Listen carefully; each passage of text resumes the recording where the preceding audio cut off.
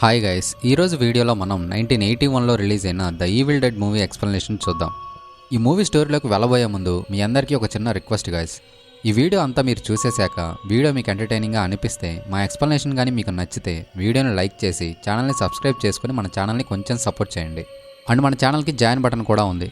Interest ఉన్న వాళ్ళందరూ join button మీద క్లిక్ చేసి మన ఛానల్లో ఒక స్పెషల్ మెంబర్ అయిపోండి. అక్కడ మనం ఎక్స్క్లూజివ్ వీడియోస్, పోల్స్ అండ్ మన ఛానల్లో అప్లోడ్ చేయబోయే అప్కమింగ్ వీడియోస్ యొక్క అప్డేట్స్ని పోస్ట్ చేస్తుంటాం. అంతేకాదు ఎవ్రీ 3 డేస్కి ఒకసారి క్విజ్ని కూడా కండక్ట్ చేస్తుంటాం. మీరు అందులో కూడా పార్టిసిపేట్ చేయొచ్చు. ఇవే కాదు, ఇంకా చాలా మంచి ఫీచర్స్ అన్నీ కూడా మన ఛానల్ మెంబర్షిప్లో ఉన్నాయి. సో వెంటనే ఇంట్రెస్ట్ ఉన్న వాళ్ళందరూ కూడా జాయిన్ బటన్ మీద క్లిక్ చేసి మన ఛానల్లో ఒక మెంబర్ అయ్యి ఈ ఫీచర్స్ అన్నింటికి యాక్సెస్ పొందండి. జాయిన్ అయ్యేందుకు లింక్ డిస్క్రిప్షన్లో కూడా అవైలబుల్గా ఉంది, ఒకసారి చెక్ చేయండి. ఇంక లేట్ చేయకుండా మనం స్టోరీలోకి వెళ్ళిపోదాం.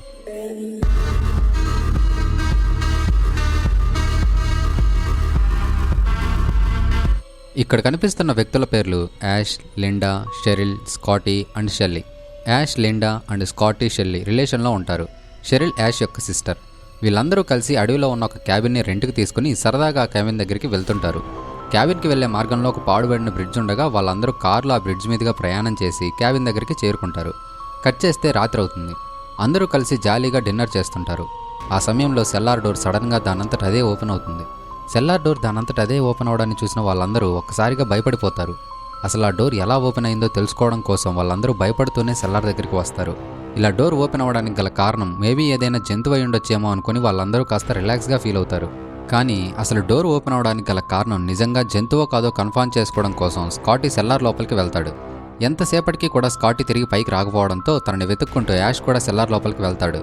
అప్పుడు స్కాటీ యాష్ని తమాషాగా భయపడతాడు. సెల్లార్ లోపల వాళ్ళిద్దరూ అంతా పరిశీలిస్తుండగా వాళ్ళకి అక్కడ ఒక tape recorder, gun, knife and ఒక బుక్ లభిస్తాయి. ఇక వాళ్ళు వాటిని తీసుకుని సెల్లార్ నుంచి బయటకు వచ్చేస్తారు.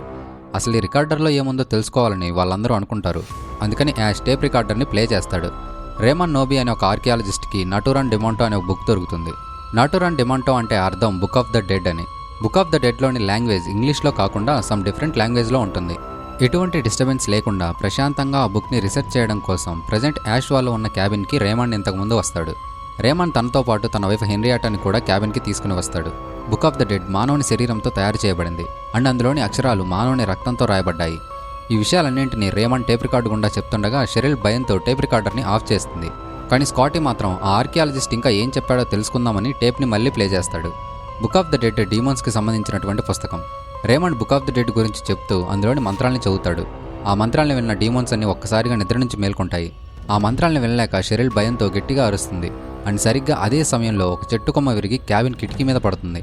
నెక్స్ట్ సీన్లో యాష్ లిండాకి ఒక నెక్లెస్ని ప్రజెంట్ చేస్తాడు. యాష్, లిండా ఒక రూమ్లో, స్కాటీ, షెల్లీ ఒక రూమ్లో ఉంటారు.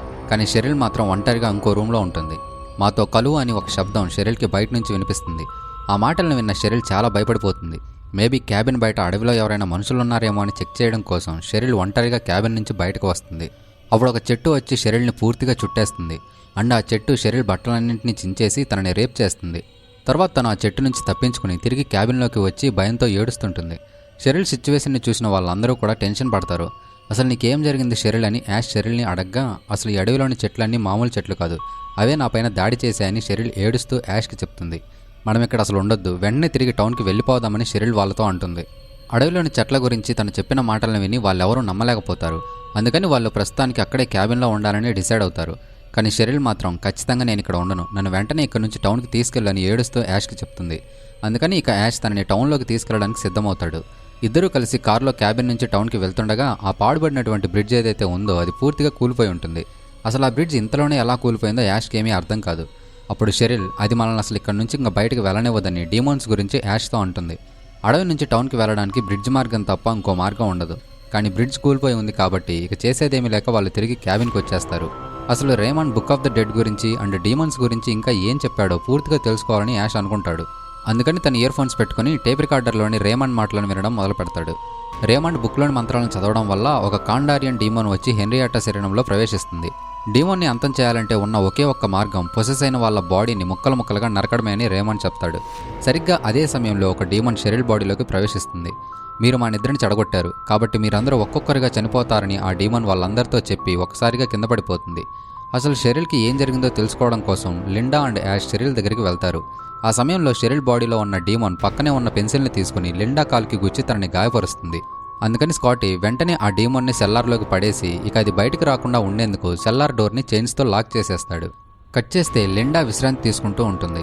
తెల్లవారిన మరుక్షణమే ఇక్కడి నుంచి మనం వెళ్ళిపోవాలని వాళ్ళందరూ డిసైడ్ అవుతారు. నిద్రపోవడం కోసమని షెల్లీ రూమ్లోకి వెళ్ళగా ఇంకొక డీమోన్ క్యాబిన్ దగ్గరికి వచ్చి షెల్లీ పైన అటాక్ చేస్తుంది. వెంటనే షెల్లీ గట్టిగా అరుస్తుంది. షెల్లీ అరుపుల్ని విన్న స్కాటీ వెంటనే రూమ్లోకి వస్తాడు. కానీ తనకు రూమ్లో షెల్లీ ఎక్కడా కనిపించదు. దాంతో స్కాటీ షెల్లీ కోసం వెతుకుతుండగా షెల్లీ వచ్చి స్కాటీ పైన దాడి చేస్తుంది. షెల్లీ బాడీలో కూడా డీమన్ ప్రవేశించిందని స్కాటీకి అర్థమవుతుంది. అందుకని తను ఒక కత్తిని తీసుకుని షెల్లీ వెనకాల గుచ్చుతాడు. అయినా కూడా డీమన్ చనిపోకపోవడంతో తను వెంటనే ఒక గొడ్డల్ని తీసుకుని షెల్లీ బాడీని ముక్కలు ముక్కలుగా నరికేస్తాడు. దాంతో ఇక షెల్లీ బాడీలో ప్రవేశించిన డీమన్ చనిపోతుంది. కట్ చేస్తే స్కాటీ అండ్ యాష్ కలిసి షెల్లీ బాడీని భూమిలో పాతి పెడతారు. మనం ఈ క్షణమే ఇక్కడ నుంచి వెళ్ళిపోదామని స్కాటీ యాష్తో అంటాడు. గాయపడిన కాలుతో ఉన్న లిండా అసలు నడవలేదు. తనని ఇక్కడ వదిలేసి నేను నీతో రాలేను, అండ్ అలానే బ్రిడ్జ్ కూడా పూర్తిగా కూలిపోయిందని యాష్ స్కాటీతో చెప్తాడు. లిండాని ప్రస్తుతానికి ఇక్కడే ఉంచి మనిద్దరం బ్రిడ్జ్ మార్గం గుండా కాకపోయినా ఏదో ఒక మార్గం గుండా ఇక్కడ నుంచి బయటపడదాం. వన్స్ మనం ఇక్కడ నుంచి బయటపడిన తర్వాత టౌన్కి వెళ్ళి లిండా గురించి ఎవరికైనా చెప్పి తనకు సహాయం చేయడం కోసం వాళ్ళని అడవిలోకి పంపిద్దామని స్కాటీ అంటాడు. కానీ యాష్ మాత్రం అందుకు ఒప్పుకోడు. సో ఇంకా స్కాటీ ఒక్కడే అడవిలో నుంచి టౌన్కి వెళ్ళడానికి సిద్ధమవుతాడు. షెరిల్ బాడీలోకి ప్రవేశించిన డీమోన్ ఇంతకుముందు ఒక పెన్సిల్తో లిండా పైన దాడి చేసింది కదా, సో ఇక లిండా కూడా పొజిషన్కి గురవుతుంది. లిండాని చూసి యాష్ చాలా భయపడిపోతాడు. అండ్ అడవిలో నుంచి టౌన్కి వెళ్లాలని స్కాటీ ప్రయత్నించగా అడవిలో ఉన్న చెట్లన్నీ కూడా స్కాటీ పైన దాడి చేస్తాయి.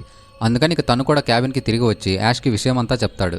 ట్రయల్ మార్గం గుండా మనం ఇక్కడ నుంచి బయటపడొచ్చు, కానీ ఈ డీమోన్ ట్రీస్ మనల్ని ఇక్కడ నుంచి బయటపడినవు అని స్కాటీ యాష్తో అంటాడు. లిండా విచిత్రంగా అరుస్తూ గోల చేస్తుంటుంది. అందుకని ఇక లిండాని కూడా చంపేయాలని స్కాటీ అంటాడు. కాకపోతే లిండా మీద ఉన్న ప్రేమ వల్ల యాష్ తనని చంపలేకపోతాడు. కట్ చేస్తే యాష్ లిండాని క్యాబిన్ నుంచి లాక్కుని వెళ్ళి బయటపడేస్తాడు. ఇక సరిగ్గా 1 గంటలో తెల్లవారబోతుంది. సో మనం ఇక్కడ నుంచి ఎటువంటి ఇబ్బంది లేకుండా వెళ్ళిపోవచ్చని యాష్ అంటాడు. అప్పుడు లిండా క్యాబిన్ లోపలికి వచ్చి కత్తితో యాష్ పైన దాడి చేసి కత్తికి అంటుకుని ఉన్న యాష్ రక్తాన్ని లిండా టేస్ట్ చేస్తుంది. అందుకని ఇక యాష్ లిండా చేతిలో ఉన్న కత్తితోటి లిండాని పొడిచి చంపేస్తాడు. కాకపోతే ఇక్కడ చిన్న ట్విస్ట్ ఏంటంటే లిండా ఇంకా కొనప్రాణంతోనే ఉంటుంది, కానీ ఈ విషయం మాత్రం యాష్కి తెలీదు. లిండా బాడీలో ప్రవేశించిన డీమోన్ని పూర్తిగా చంపేయాలని యాష్ డిసైడ్ అవుతాడు. యాష్ లిండాని ఒక టేబుల్కి కట్టేసి చైన్సాతో తన బాడీని ముక్కలు ముక్కలుగా కట్ చేయబోతాడు. కానీ లిండా మీద ఉన్న ప్రేమ వల్ల యాష్ తన నిర్ణయాన్ని మార్చుకుంటాడు. కట్ చేస్తే యాష్ లిండాని అక్కడి నుంచి తీసుకుని వెళ్ళి భూమిలో పాతి పెడతాడు. కొనప్రాణంతో ఉన్న లిండా భూమిలో నుంచి బయటకు వచ్చి యాష్ని చంపడానికి ప్రయత్నిస్తుంది. అప్పుడు యాష్ వెంటనే పక్కనే ఉన్న షాల్ని తీసుకుని లిండా తలని కట్ చేస్తాడు. దాంతో ఇక లిండాలోని డీమోన్ పూర్తిగా చనిపోతుంది. సెల్లార్ డోర్కి అండ్ ఫ్లోర్కి మధ్య కొంచెం గ్యాప్ ఉంటుంది. క్యాబిన్లో ఏం జరుగుతుందో షెరిల్ ఆ గ్యాప్ గుండా అంతా చూస్తూనే ఉంటుంది. యాష్ తిరిగి క్యాబిన్లోకి వచ్చి చూడగా సెల్లార్ డోర్ ఓపెన్ అయి ఉంటుంది. సెల్లార్ నుంచి బయటకు వచ్చిన షెరిల్ యాష్ పైన దాడి చేస్తుంది. ఇక యాష్ షెరిల్ని గన్తో షూట్ చేసి డోర్స్ అన్నీ మూసేస్తాడు. దాంతో షెరిల్ క్యాబిన్ బయటే ఉండాల్సి వస్తుంది. డీమోన్ ట్రీస్ వల్ల గాయపడిన స్కాటీ కూడా పొజిషన్కి గురయ్యి డీమోన్గా మారిపోతాడు. ఇక తను కూడా యాష్ పై అటాక్ చేయడం స్టార్ట్ చేస్తాడు. ఆ సందర్భంలో పొరపాటున బుక్ ఆఫ్ ద డెడ్ వెళ్ళి మంటల దగ్గర పడుతుంది. బుక్ని అందుకోవడం కోసం యాష్ ప్రయత్నిస్తుండగా షెరిల్ డోర్స్ని బద్దలు కొట్టుకుని క్యాబిన్లోకి వస్తుంది. ఒక పక్క నుంచి స్కాటీ, మరో పక్క నుంచి షెరిల్ ఇద్దరు యాష్ పైన అటాక్ చేస్తుంటారు. కానీ యాష్ మాత్రం ఎలాగోలా ఆ బుక్ని అందుకుని దాన్ని పూర్తిగా మంటల్లోకి విసిరేస్తాడు. బుక్ ఆఫ్ ద డెడ్ కాలిపోవడం వల్ల ఇక స్కాటీ అండ్ షెరిల్ కూడా పూర్తిగా చనిపోతారు. కట్ చేస్తే తెల్లారుతుంది. యాష్ ఒక్కడే ప్రాణాలతో బయటపడి ప్రశాంతంగా క్యాబిన్ నుంచి బయటకు వచ్చేస్తాడు. ఇక్కడితో కథ సుఖాంతమైపోతుంది అని అనుకుంటే మనమే పప్పులో కాలేసినట్టు. యాష్ క్యాబిన్ నుంచి బయటకు వచ్చిన వెంటనే ఇంకో డీమన్ అక్కడికి వచ్చి యాష్ పై వెనక నుంచి దాడి చేస్తుంది. ఇక ఇక్కడితో మూవీ ఎండ్ అవుతుంది. తర్వాత ఏం జరిగిందన్న స్టోరీని మనం నెక్స్ట్ పార్ట్లో చూద్దాం. ఈ మూవీ స్టోరీ మీకు ఎలా అనిపించిందో తప్పకుండా కామెంట్ సెక్షన్లో మాకు తెలియజేయండి. మేము ఖచ్చితంగా ప్రతి కామెంట్ని చదివి హార్ట్ఫుల్గా రిప్లై కూడా ఇస్తాం. సో డెఫినెట్గా మీ ఒపీనియన్ని కామెంట్ సెక్షన్లో మాతో పంచుకోండి. ఈ వీడియో మీకు నచ్చినట్లయితే వీడియోని లైక్ చేసి ఛానల్ని సబ్స్క్రైబ్ చేసుకుని బెల్ ఐకాన్ని ఆన్లో పెట్టుకోండి. అండ్ మన ఛానల్లో మెంబర్గా జాయిన్ అవ్వడం మాత్రం అసలు మర్చిపోవద్దు. మనం మళ్ళీ మరో వీడియోలో కలుద్దాం. అంతవరకు టేక్ కేర్, బాయ్.